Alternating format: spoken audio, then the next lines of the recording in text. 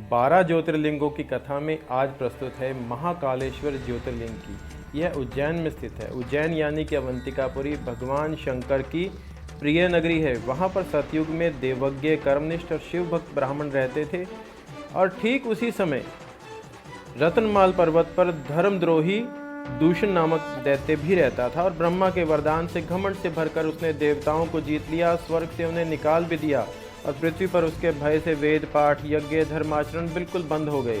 एक बार वह अपनी सेना के साथ तीर्थों को नष्ट करता हुआ अवंती पहुंचा।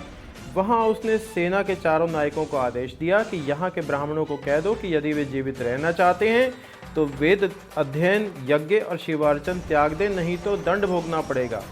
चारों सेनापतियों ने नगर को घेर लिया और दैत्य की आज्ञा घोषित कर दी, लेकिन उज्जैनी के शिव भक्तों पर उस आज्ञा का कोई असर नहीं हुआ।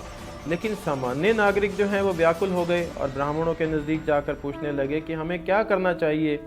तो ब्राह्मणों ने कहा कि हमारे पास ना तो दैत्यों के समान बल है और ना ही अस्त्र शस्त्र हैं, लेकिन हम भगवान महेश्वर के आश्रित हैं।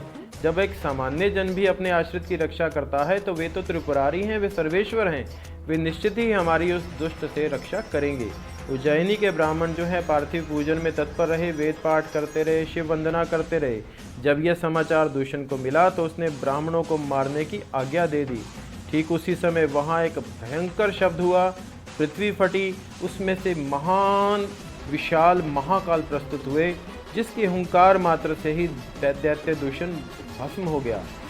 देवताओं ने प्रसन्न होकर के पुष्प वर्षा की और ब्राह्मणों ने शिव जी की स्तुति की और कहा कि प्रभु, आप हमें इस संसार के सागर से मुक्त करें और धर्म, वेद और उपासना की रक्षा के लिए आप यहीं पर विराजें।